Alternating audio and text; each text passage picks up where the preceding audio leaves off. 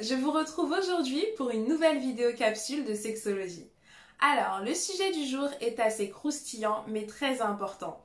J'aimerais aborder avec vous le fameux tabou et complexe concernant la taille du pénis des hommes. En effet, ce sujet mérite d'être abordé parce qu'il y a beaucoup d'hommes à l'âge adulte qui ne sont pas conscients du fait qu'ils traînent des complexes qui datent depuis l'adolescence et du fameux syndrome des vestiaires. Le moment où les garçons commencent à comparer leur pénis, à voir qui est-ce qui pisse le plus loin, qui a le plus gros, le plus long, enfin voilà. À partir de ce stade-là, il y en a plein qui pensent que ce sont que des jeux d'enfants ou d'adolescents, mais finalement, les petits commentaires de leurs camarades les poursuivent jusqu'à l'âge adulte et surtout dans leur vie sexuelle et donc dans leur épanouissement personnel. La semaine dernière, j'ai un patient qui m'a téléphoné un peu en panique. Il voulait une consultation d'urgence parce qu'il a écouté par inadvertance la conversation de sa partenaire qui était au téléphone avec sa meilleure amie.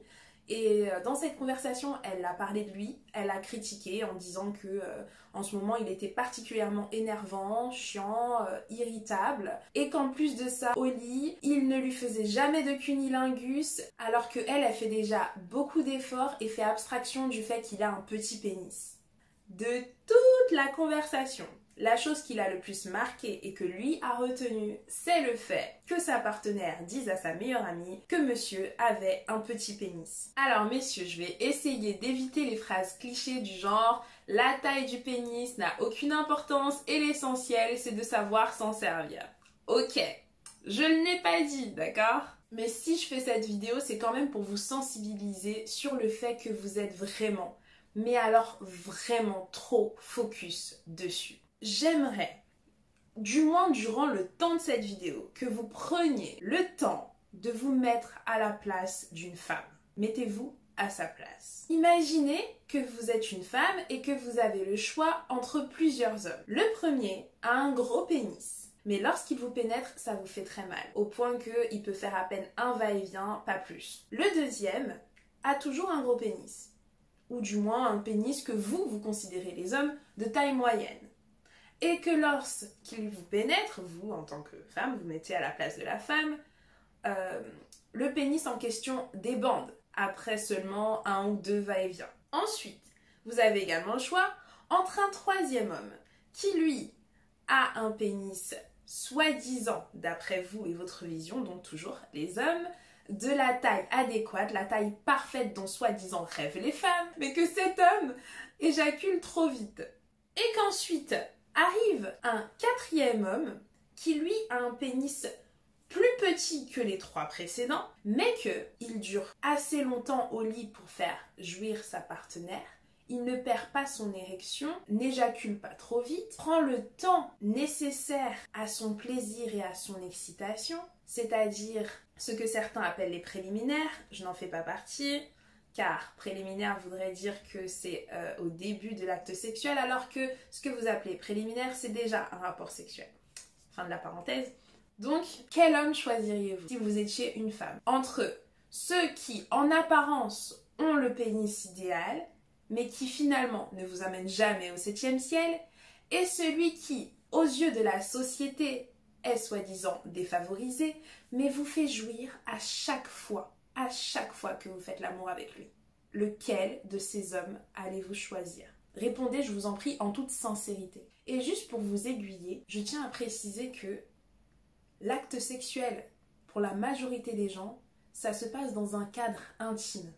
C'est-à-dire que personne, à part vous deux, ne sait ce qui se passe dans cette chambre. Donc c'est pas comme si la femme allait exposer son homme s'il a un petit ou gros pénis, de la même manière dont elle peut le montrer à la plage s'il a beaucoup d'abdos. Concernant l'exemple dont je vous ai parlé, de mon patient qui m'a téléphoné la semaine dernière, il ne s'est pas forcément concentré sur les éléments qui étaient plus importants que la taille de son pénis dans cette conversation. Je ne dis pas que c'est pas normal qu'il ait été vexé par cette information, mais il aurait également dû entendre les autres. Car je pense que cette femme n'aurait jamais parlé si ouvertement de sa vie sexuelle à sa meilleure amie si elle obtenait le plaisir qu'elle recherche lors de l'acte sexuel. Sans compter les problèmes conjugaux, les disputes et tout qu'il y a au quotidien, parce qu'elle s'est également plainte de ça. Mais si on se concentre sur les éléments sexuels dont elle a parlé, elle a dit qu'il ne lui faisait pas de cunnilingus. Alors qu'elle faisait abstraction du fait que lui avait un petit pénis. Est-ce qu'elle aurait parlé de ce soi-disant petit pénis? Je dis soi-disant à chaque fois parce que, comment dire, les hommes qui viennent me voir en me disant j'ai un petit pénis se comparent souvent à un fantasme de ce qu'ils croient être le pénis idéal. Et je sais qu'ils ont chacun dans leur tête cette vision, ce fantasme-là. Et qu'ils pensent que c'est pour les femmes qu'ils devraient avoir un meilleur pénis pour plus attirer les femmes, etc. ou garder leur partenaire. Alors que non. Ce qui compte dans l'acte sexuel, c'est le partage. Le partage et le plaisir. Et c'est sur ça qu'il faut se concentrer. Donc, ce que je veux vous faire comprendre en fait, c'est que le problème ne vient pas des femmes. Contrairement à ce que j'entends au quotidien.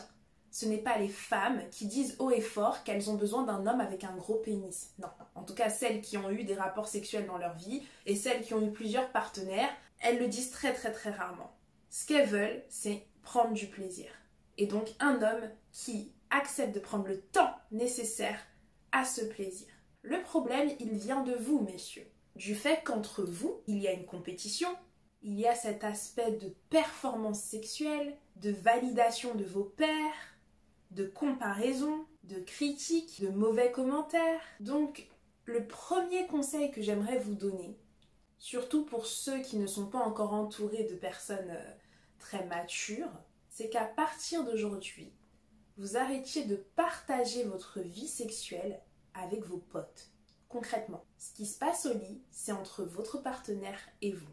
Ce que vos amis vous disent sur leur performance sexuelle, de 1, c'est pas forcément vrai. De 2, en général, ce sont des mauvais exemples. De 3, c'est souvent inspiré de la pornographie qui, je le rappelle, est fictive. Car oui, il s'agit de films, d'acteurs, de scénarios. Ce n'est pas la réalité. Et pourtant, ce sont ces films-là, ainsi que les personnes qui vous entourent, qui vous complexent le plus. Si réellement vous vous concentriez sur votre plaisir et celui de votre partenaire, cette histoire de petit, moyen ou gros pénis n'entrerait pas en compte.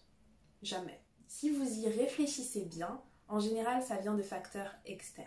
Donc pour tous les hommes qui sont prêts à mettre ce complexe de côté, à faire les efforts nécessaires pour cela, c'est-à-dire s'entourer de personnes, donc d'hommes, entre guillemets, donc vos amis, vos potes, d'hommes qui sont assez matures pour ne pas parler H24 de leur performance sexuelle, du fait qu'ils aient fait ci, ça à leur partenaire et que soi-disant elle est kiffée alors que c'est faux. Pour ces hommes-là, je vais faire une prochaine vidéo dans laquelle je vais vous apprendre comment faire jouir votre partenaire. Pour les autres, ceux qui pensent toujours que ce qui compte, c'est que leurs potes valident la taille de leur pénis et non le plaisir de leur partenaire et leur plaisir sexuel à eux-mêmes, alors cette vidéo ne sera malheureusement pas faite pour vous. Désolée. Pour ceux qui se sont sentis concernés par mes propos, n'hésitez pas à liker et à commenter. Si vous n'êtes pas concerné mais que vous connaissez quelqu'un de votre entourage qui l'est, n'hésitez pas à lui partager cette vidéo. Et surtout, comme d'habitude, n'oubliez pas de vous abonner si ce n'est pas déjà fait et d'activer la cloche de notification pour être au courant de mes prochaines vidéos. À bientôt!